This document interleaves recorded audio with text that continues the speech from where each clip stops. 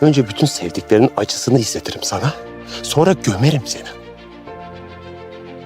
Daha 17 yeni bölümünde neler olacak? Videomuza geçmeden önce Aras ve Teoman birbirlerini bulsun diyenler videomuzu beğensin, sayımızı görelim. Son derece heyecanı yüksek bir bölümü geride bıraktık. Aras gerçeklere hiç olmadığı kadar yaklaşmışken Hakan ve Şebnem bir kez daha devreye girdi ve onun gerçekleri öğrenmesine izin vermedi. Aras artık yaşananların tesadüf olmadığını anlamaya başladı. Ne zaman kardeşi Demir'le ilgili önemli bir ipucuna ulaşsa karşısına ya Hakan çıkıyor ya da Şebnem olayların yönünü değiştiriyor. Bu yüzden yeni bölümde Aras'ın Hakan ve Şebnem'den şüphelenmeye devam edeceğini düşünüyorum. Özellikle son yaşananlardan sonra kendisinden ciddi şeyler gizlendiğini daha net hissedecek. Kardeşi Demir'e giden yolun Akkayalardan geçtiğinden artık neredeyse emin olacak. Elinde bunu kanıtlayacak net bir delil olmasa da yaşadığı her olay onu aynı aileye götürüyor. Aras bu süreçte Leyla'ya da daha fazla güvenecek. Yeni bölümde Leyla'ya kardeşini aradığını ve bu gerçeğin onun ailesiyle ilgili olabileceğini söyleyecek. Bu konuşmanın Aras ve Leyla arasındaki bağı da daha farklı bir noktaya taşıyacağını düşünüyorum.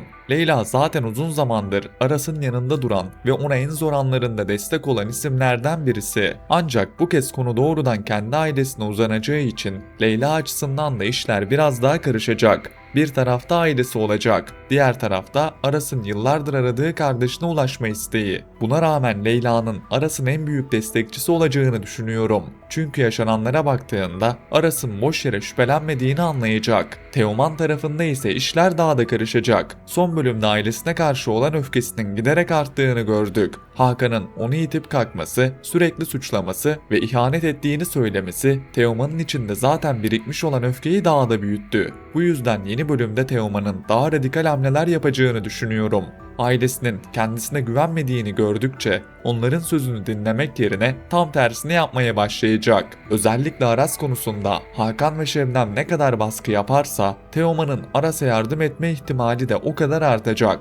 Başlarda Aras'tan nefret eden, zengin, şımarık ve kötü çocuk gibi gösterilen Teoman'ın aslında sandığımız kadar basit bir karakter olmadığını son bölümlerde daha net görmeye başladık. Teoman'ın Aras'a karşı olan tavrı ise bir anda değişmeyecek. Teoman hala Aras'tan haz etmiyor. Çünkü Aras onun gözünde sürekli kazanan taraf. Aras hiçbir şey yapmasa bile çevresindeki insanlar tarafından seviliyor, destek görüyor ve insanların güvenini kazanıyor. Teoman ise aynı sevgiyi kendi ailesinden bile göremediğini düşünüyor. Bu yüzden Aras'ı sadece sevmediği biri olarak değil, kendisine rakip olarak görüyor. Fakat burada ilginç bir durum ortaya çıkıyor. Teoman Aras'tan hoşlanmasa bile ailesine duyduğu öfke nedeniyle ona yardım etmeye devam edecek. Yani aslında iki kardeş birbirlerinden habersiz şekilde aynı sırrın peşinden gitmeye başlayacaklar. Ben bu gerçeğin birkaç bölüm içerisinde ortaya çıkmasını bekliyorum. Çünkü dizinin artık bu döngüden çıkması gerekiyor. İlk bölümlerde hikaye çok daha hızlı ilerliyordu. Her bölüm yeni bir bilgi öğreniyor, dengeler değişiyor ve Aras'ın kardeşini bulma sürecinde gerçekten ilerleme olduğunu hissediyorduk. Ancak son bölümlerde senaryoyu uzatmak adına aynı durumların tekrarlandığını görmeye başladık.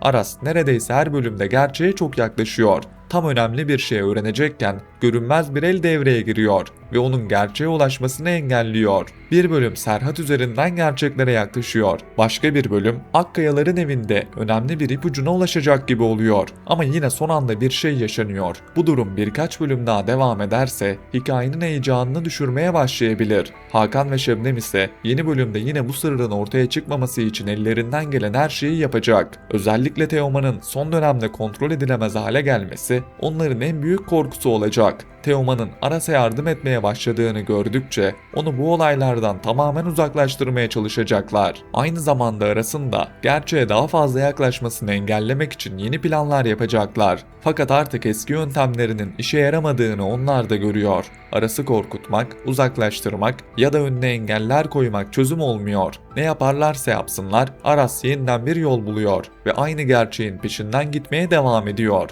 Bu yüzden Hakan ve Şebnem'in yeni hamle olarak Aras'ı bilerek yanlış yönlendirmek isteyeceklerini düşünüyorum. Ne yaparlarsa yapsınlar Aras'ın gerçeğe ulaşmasını tamamen engelleyemeyecekler. Çünkü artık sadece Aras değil, Teoman da aynı sırrın etrafında dolaşmaya başladı. Bir taraftan Leyla Aras'a destek olurken diğer taraftan Teoman kendi ailesine karşı hareket ediyor. Bu yüzden kardeşlik sırrının saklanması giderek daha zor hale gelecek. Ben Aras ve Teoman'ın gelecek bölümlerde aynı anda birbirlerini bulacağını ve gerçekten heyecan dolu bir kavuşma izleyeceğimizi düşünüyorum. Bu gerçeği birinin diğerine söylemesinden ziyade ikisinin aynı anda öğrenmesi çok daha etkili olur. O anda ikisinin de yaşayacağı şok bence dizinin en önemli sahnelerinden biri olacaktır. Ancak bu gerçeği öğrendikleri anda her şeyin düzeleceğini düşünmüyorum. Başta ikisi de bunu kabul etmek istemeyecek. Aras için Teoman ona defalarca kötülük yapmış ve hayatını zorlaştırmış biri. Bu yüzden yıllardır aradığı kardeşinin Teoman olduğunu öğrendiğinde ilk tepkisi büyük ihtimalle inanmamak olacak. Aras kafasında kardeşi Demir'i başka türlü hayal etti. Onu bulduğunda hemen sarılacağını ve kaybettikleri yılları telafi edeceğini düşündü. Fakat karşısına Teoman çıkarsa büyük bir şaşkınlık yaşayacak. Teoman açısından da durum çok farklı olmayacak. Fakat çok geçmeden Teoman'ın geçmişte yaşadıkları da ortaya çıkacak. Aras, Teoman'ın neden bu hale geldiğini, ailesinin ona nasıl davrandığını ve aslında onunla yıllardır kendi içinde büyük bir mücadele verdiğini öğrenecek. Teoman'ın yaptığı hatalar bir anda silinmeyecek ama Aras onun neden böyle davrandığını anlamaya başlayacak. Teoman da Aras'ın aslında kendisine rakip olmadığını, tam tersine yıllardır aradığı abisi olduğunu kabul edecek. İşte asıl kavuşmanın bu noktadan sonra yaşanacağını düşünüyorum. Önce gerçeği öğrenecekler, ardından yaşananlarla yüzleşecekler ve en sonunda kardeşlik bağları kurulmaya başlayacak. O kavuşma anına kadar Teoman'ın da yavaş yavaş iyileşeceğini düşünüyorum. Teoman'ın değişimi bir anda olmayacak ama son bölümlerde bunun işaretlerini görmeye başladık.